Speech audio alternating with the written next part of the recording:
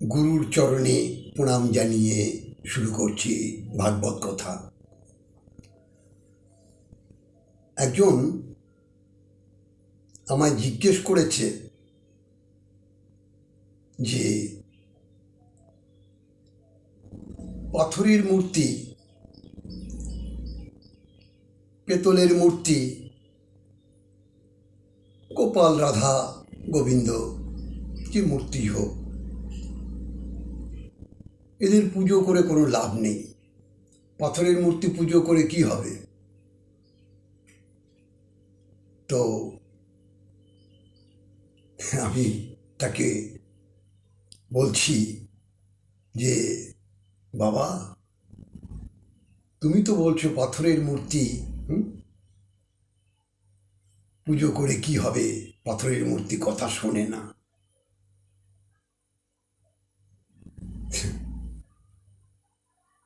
পাথরের মূর্তি, তুমি কি সাধন ভজন করেছ? আর পাথরের মূর্তি কখনো পাথরের মূর্তি ভাববে না।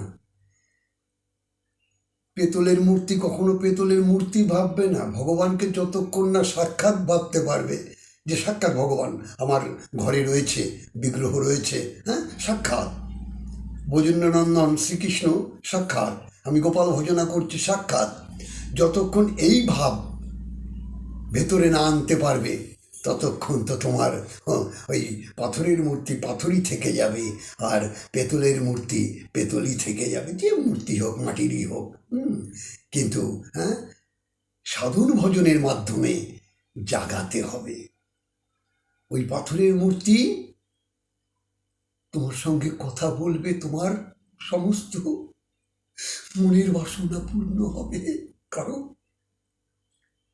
আমরা যেমন সংসারের 5 জনকে নিয়ে চলছি, হ্যাঁ, কিন্তু তার কিঞ্চিত ভালোবাসা যদি ভগবানের প্রতি, হ্যাঁ, এই নম্র ভালোবাসাটা যদি প্রতিনিয়ত আমরা, হ্যাঁ, তার চরণে সঁপে দিতে পারি, তার সঙ্গে সম্বন্ধ করতে পারি, তাহলে দেখবে বাবা,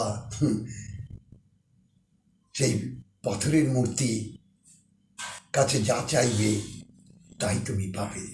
কারণ ভক্তি একমাত্র মূলধন। এই মনুষ্য জীবের ভক্তি মূলধন।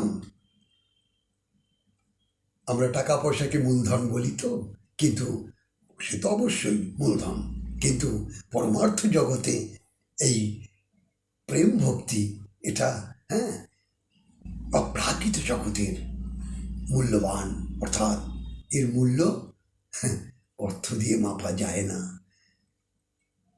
তাই তুমি